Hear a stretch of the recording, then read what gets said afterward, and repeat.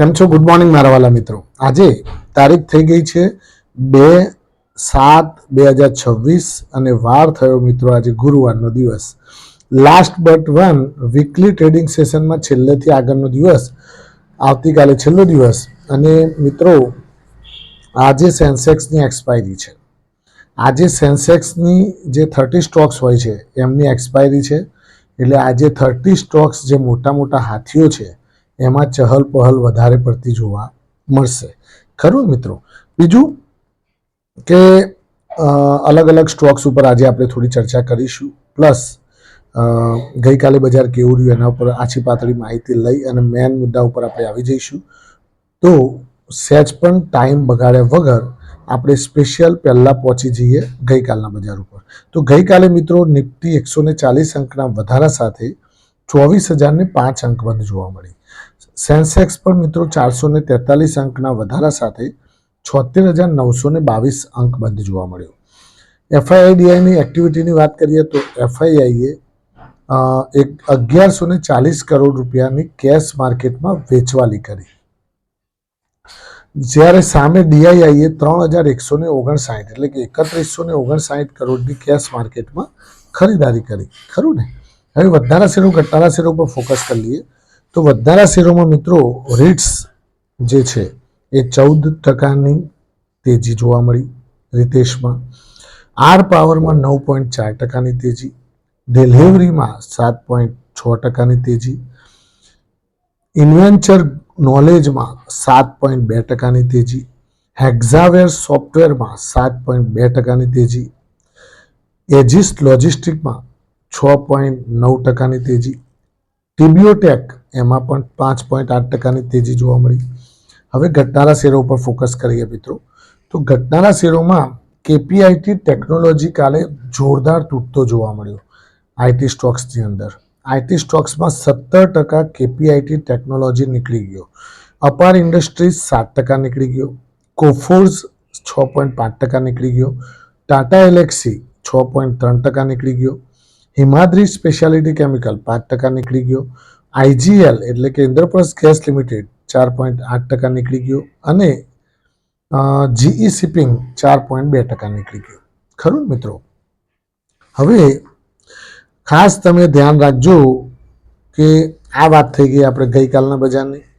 આજે કયા સ્ટોક્સ એક્શનમાં રહેશે અને કયા સ્ટોક્સ ઉપર આજે ફોકસ કરવા જેવું છે એના ઉપર આજે થોડી માહિતી લેવાની કોશિશ કરીએ.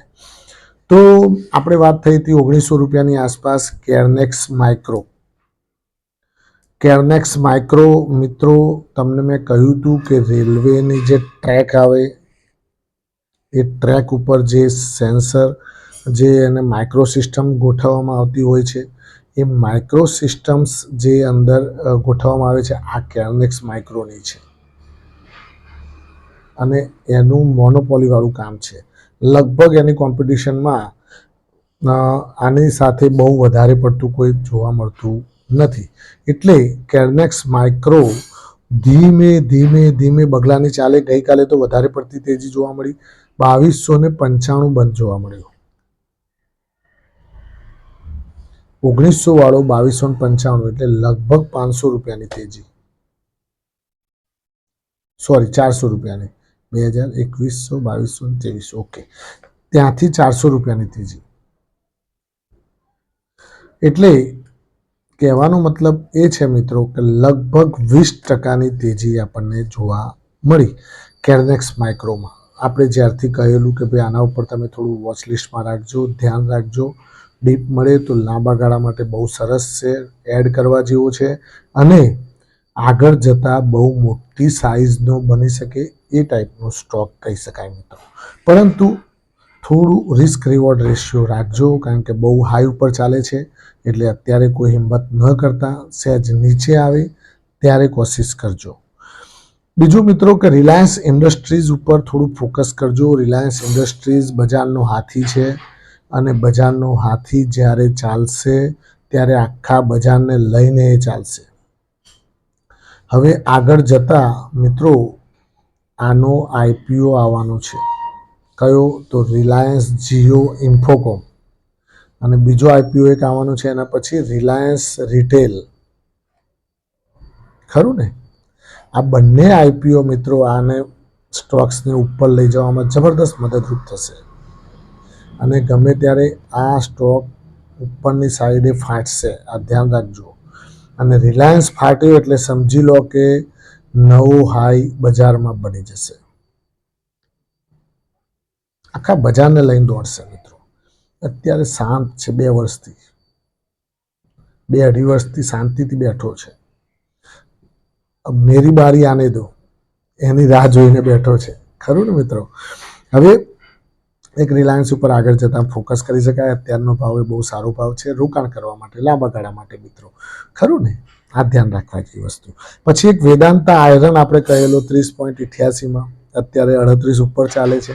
હમણાં 4 દાડા પહેલાંની જ વાત છે. જેટલા પણ વેદાંતાના સ્ટોક્સ કયા હતા એ બધામાં આ સ્ટોકની આપણે ચર્ચા કરી હતી, વેદાંતા આયરન એન્ડ સ્ટીલ.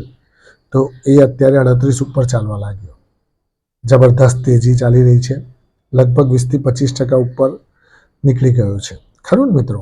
એટલે આ એક ખાસ ધ્યાન રાખવા જેવી વસ્તુ છે. એક સ્ટોક બીજો હું તમને આપવાનો છું, એના ઉપર ખાલી તમે ધ્યાન રાખજો, વોચ લિસ્ટમાં રાખજો. અને જ્યારે ડીપ મળે, અને હું તો કહું ચાલુ ભાવે પણ થોડા થોડા એડ કરજો, એ પણ તમારા ફાઇનાન્શિયલ એડવાઇઝરને પૂછી, ખરું ને મિત્રો? થોડું સ્ટોપ લોસ પણ રાખતા શીખજો જો શોર્ટ ટાઈમ માટે લેતા હોય તો. બાકી હું તમને એ પણ જણાવું છું, એ સ્ટોક્સ વિશે આપણે છેલ્લે જણાવીએ. પહેલાં આપણે જોઈ લઈએ કે વિપ્રોનો એડીઆર લગભગ 17% જેટલો ડાઉન ચાલી રહ્યો છે અમેરિકામાં. એટલે આજે વિપ્રોની સાથે આઈટી સ્ટોક્સમાં ફરીથી પાછું દર્દભર્યું દાસ્તાન ગાવાની થશે, ખરું ને? કારણ કે આઈટી સ્ટોક્સ પાછા આજે પણ ક્યાંક ને ક્યાંક રમરમાટ તૂટતા જોવા મળી શકે છે. ગઈકાલે પણ તૂટ્યા હતા, આજે પણ તૂટતા જોવા મળી શકે છે. કેમ કે વિપ્રોનો એડીઆર 17% નીકળી ગયો છે. બ્રેન્ટ ક્રૂડ અને નાયમેક્સ ક્રૂડ મિત્રો બહુ જ બજારને સહારો આપી રહ્યો છે. 67 રૂપિયાને 80 પૈસા નાયમેક્સ ક્રૂડ ચાલે છે અને બ્રેન્ટ ક્રૂડ 70 રૂપિયાને 78 પૈસા ચાલે છે. એટલે પહેલાવાળા લેવલો આવી ગયા પાછા, જ્યાંથી તેજી શરૂ થઈ હતી ત્યાંના ત્યાં લાઈન મૂકી દીધા, ખરું ને? એટલે હવે કોઈ ચિંતાનો વિષય નથી એ બાબતમાં, ક્યાંય મોંઘવારી વધે એવા હવે અણસાર નથી લાગતા. બીજું, એનએમડીસીનું પ્રોડક્શનનો અભિપ્રાય આવ્યો છે, ખૂબ સારું પ્રોડક્શન કર્યું છે ગયા મહિને. એટલે એનએમડીસી અને કોલ ઇન્ડિયા બંનેમાં પણ હલચલ જોવા મળી શકે છે પ્રોડક્શનના કારણે, ખરું ને મિત્રો? હવે ટેલિકોમ સ્ટોક્સ એક્શનમાં આવી શકે એવા લાગી રહ્યા છે આગળ જતાં. કારણ કે ટેલિકોમ સ્ટોક્સમાં મિત્રો ક્યાંક ને ક્યાંક વર્તુળો ઉપરથી જાણવા મળ્યું છે કે ટેરિફ વધારવાનો પ્રસ્તાવ મૂકવામાં આવ્યો છે. ટેરિફ વધારવાની વાત હવે અંદર અંદર ચર્ચા ચાલુ થઈ ગઈ છે. એટલે ક્યાંક ને ક્યાંક જે રિચાર્જ અત્યારે 349-399 વાળા ચાલે છે, એ ક્યાંક ને ક્યાંક 50 રૂપિયા કે 70 રૂપિયા કે 100 રૂપિયા વધતા જોવા મળી શકે છે. તો આનો સીધો લાભ કોને મળશે? વોડાફોન આઈડિયા, જીઓ અને ભારતી એરટેલ, આ ત્રણેય કંપનીઓને આનો સીધો લાભ જોવા મળી શકે છે. તો આજે કદાચ વોડાફોન આઈડિયા અને એ પણ બધા હલચલમાં રહે તો નવાઈ ન પામતા. બીજું એક વસ્તુ કહું તમને મિત્રો, તો એક V2 રિટેલે ક્વાર્ટર 1માં મિત્રો 57 જેટલા નવા સ્ટોર શરૂ કરી દીધા છે અને એનું રેવન્યુમાં પણ ગ્રોથ જોવા મળી શકે છે. એટલે એમાં ધ્યાન રાખવા જેવી વસ્તુ છે. વીમાર્ટ રિટેલમાં પણ આ જ વસ્તુ છે, એટલે એ પણ ધ્યાન રાખજો. અને ડીમાર્ટ પણ આ બધા જો આટલું સરસ કરી શકતા હોય તો ડીમાર્ટ તો બધાનો હેવી કહેવાય, તો એ પણ ક્યાંક ને ક્યાંક એમાં પણ આગળ જતાં લાંબા ગાળા માટે ડીમાર્ટ પણ આપણને સારું એવું રિટર્ન આપી શકે છે. આ એક ધ્યાન રાખવા જેવી વસ્તુ છે મિત્રો. હવે એક સ્ટોક્સ જે હું તમને આપું છું એનું નામ છે મિત્રો PNB housing finance. PNB housing finance 1050-1051નો ભાવ ચાલે છે. આ ભાવમાં પણ સારો છે, ખરું ને? પણ 950-930 એનો સ્ટોપ લોસ રાખજો અને 1400 રૂપિયાનો ટાર્ગેટ લાંબા ગાળા માટે નહીં પણ ટૂંકા ગાળા માટે 2-3 મહિનામાં કદાચ આવે તો નવાઈ ન પામતા. પરંતુ સ્ટ્રિક્ટ સ્ટોપ લોસ ખૂબ જ જરૂરી છે અને હું તો કહું છું જેટલું બને એટલું ડીપમાં ભેગા કરજો લાંબા ગાળા માટે તો સારું જ છે, પણ ટૂંકા ગાળામાં પણ સારું એવું રિટર્ન આપી શકે એવું લાગી રહ્યું છે. જે પણ મિત્રોને બાય કરવું હોય એ એમના ફાઇનાન્શિયલ એડવાઇઝરને પૂછી અને પછી જ બાય કરજો, જેથી કરીને તમે તમારા ફાઇનાન્શિયલ એડવાઇઝર તમને સાચી સલાહ આપી શકશે. Thank you very much. ખૂબ ખૂબ આભાર. આજનો દિવસ તમારા માટે શુભ રહે, લાભદાયી રહે, ફળદાયી રહે એવી માય પ્રોફિટ પોઈન્ટ ચેનલ વતી આપ સૌને શુભકામનાઓ. Thank you.